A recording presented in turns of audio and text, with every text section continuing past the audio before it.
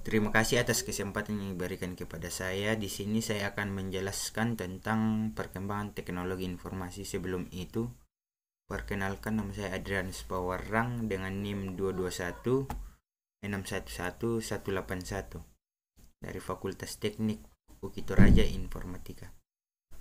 Yaitu perkembangan teknologi informasi. Teknologi informasi dilihat dari kata penyusunnya adalah teknologi dan informasi. Secara mudahnya, teknologi informasi adalah hasil rekayasa manusia terhadap proses penyimpanan informasi dari berbagai pengirim ke penerima, sehingga pengirim informasi tersebut akan lebih cepat, lebih luas, lebih lama penyimpanannya.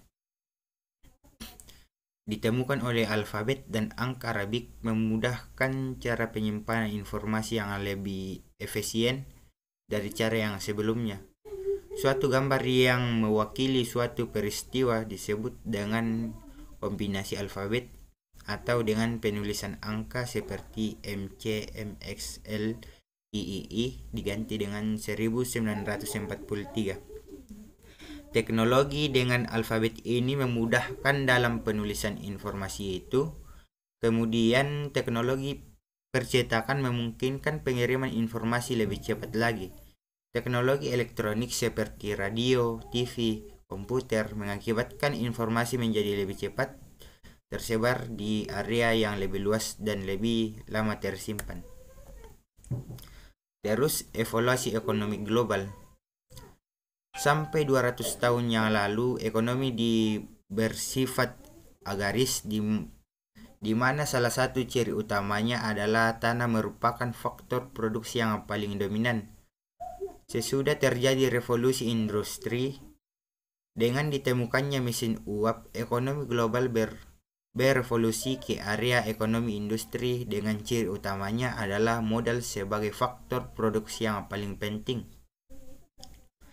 Menjelang peralihan abad sekarang ini, cenderung manusia menduduki tempat sentral dalam proses produksi karena tahap ekonomi yang sedang kita masuki ini berdasar pada pengetahuan dan faktor pada informasi. Terus peran teknologi informasi, yaitu sektor teknologi informasi dan telekomunikasi merupakan sektor yang paling dominan. Siapa saja menguasai teknologi ini maka akan menjadi pemimpin dalam dunianya. Teknologi informasi banyak berperan dalam bidang-bidang antara lain yaitu bidang pendidikan. Globalisasi telah memicu kecenderungan pergeseran dalam dunia pendidikan dari pendidikan tatap muka yang konvensional ke arah pendidikan yang lebih terbuka. Yaitu kecenderungan dunia pendidikan di Indonesia di masa mendatang. Berkembangnya pendidikan terbuka dengan modus belajar jarak jauh, kemudahan untuk menyelenggarakan pendidikan terbuka dan jarak jauh perlu dimasukkan sebagai strategi utama. Sharing resource bersama antara lembaga pendidikan atau latihan dalam sebuah jaringan perpustakaan dan instrumen pendidikan lainnya berfungsi menjadi sumber informasi daripada sekedar rak buku. Yang kedua, penggunaan perangkat teknologi informasi interaktif seperti CD atau ROM multimedia dalam pendidikan secara bertahap menggantikan TV dan video.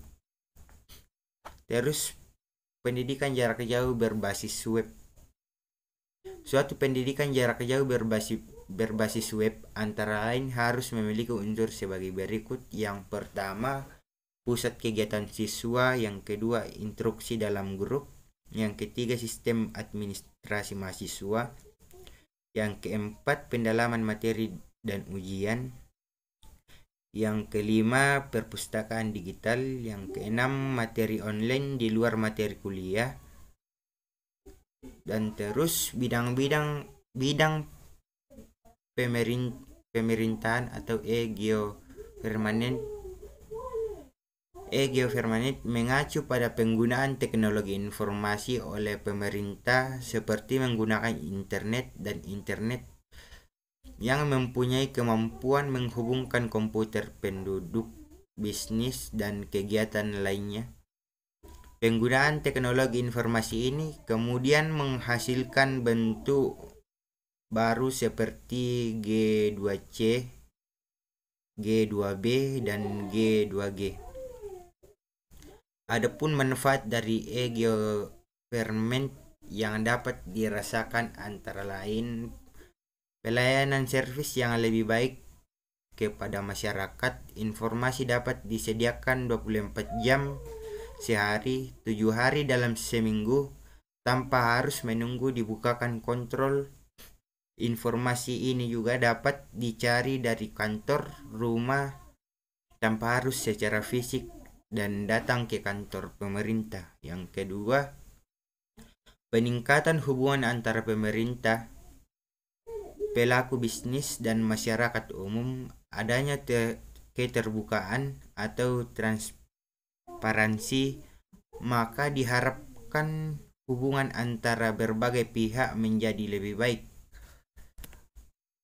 Keterbukaan ini menghilangkan saling curiga dan kesalahan dari semua pihak. Terus bidang keuangan dan perbankan. Layanan perbankan modern yang hanya ada di kota-kota besar ini dapat dimaklumi karena pertumbuhan ekonomi saat ini yang masih berpusat di kota-kota besar saja, yang menyebabkan perputaran uang juga terpusat di kota-kota besar. Kehadiran teknologi internet yang semakin canggih telah merubah gaya hidup manusia dan tuntutan pada kompetensi manusia. Kini kehidupan manusia semakin tergantung pada komputer. Hal-hal berikut menggambarkan besarnya keterlibatan teknologi informasi dalam kehidupan manusia. 1. Produk yang digerakkan sistem komputer, yaitu produk yang dimainkan biasa membantu manusia untuk melakukan hal terbaik bagi kehidupannya. Berikut ini berbagai contoh produk yang cerdas, yaitu mobil yang cerdas, kartu yang cerdas, rumah yang cerdas, jalan yang cerdas. 2. Perancangan produk dikelola oleh komputer. Maksudnya komputer yang dimiliki oleh perusahaan pembuat produk telah memasukkan komponen produk seperti komponen kecil dalam permainan logo. Berdasarkan pilihan komputer yang tersedia, rancangan produk dapat dibentuk sendiri oleh pembelinya. Yang ketiga, proses kerja yang digerakkan oleh komputer. Yang pertama, tersedianya fasilitas internet dan internet memungkinkan orang bekerja dari mana saja. Orang bisa berhubungan dengan kantor dari rumah, dari pesawat, dan dari kamar hotel. Pekerjaan dapat dilakukan dari jarak jauh.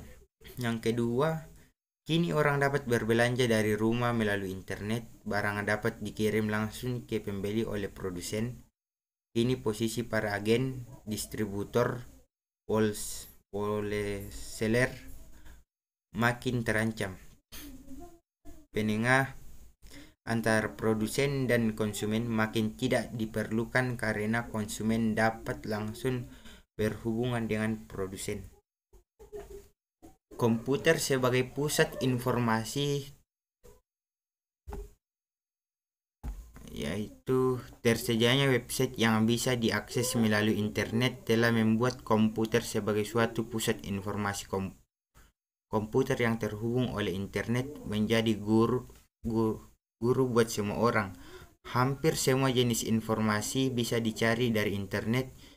Kini pengguna komputer dapat menambah pengetahuan yang dalam berbagai bidang disiplin ilmu dengan mudah.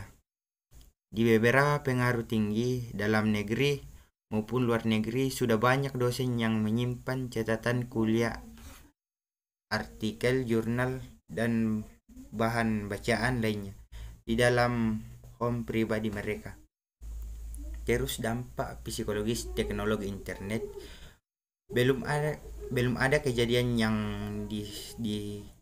yang sistematik mengenai dampak dari teknologi internet dan pemain elektronik terhadap berbagai dimensi fisiologis kehidupan manusia. Berbagai aspek yang kiranya akan terpengaruh akan diuraikan sebagai berikut ini. Yang pertama, perbedaan kepribadian pria dan wanita. Yang kedua, perkembangan kuantitatif.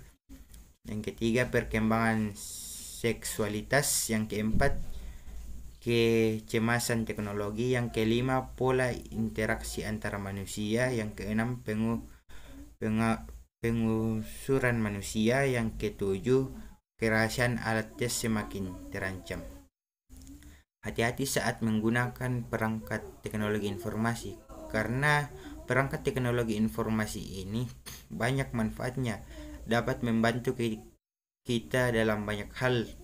Tetapi kalau penggunaannya ngawur, bisa membawa bencana yang diperoleh dari perangkat TI, bahkan dapat mengantar pemiliknya ke penjara. Dua kejadian terakhir mengingatkan kita soal ini, yaitu anak SMP yang mengirim SMS teror bom lewat HP yang dipunyai telah ditangkap aparat, meski katanya iseng saja, tetapi itu sudah masuk ranah hukum. Yang kedua, penyebaran email. Soal kondisi 5 bank yang dianggap agak limbung juga sudah ditangkap aparat. Ingat, katanya hanya forward email, tetapi efeknya banyak untuk perekonomian kita, masuk ranah hukum juga. Sekian dari presentasi saya. Jika ada salah kata, mohon dimaafkan.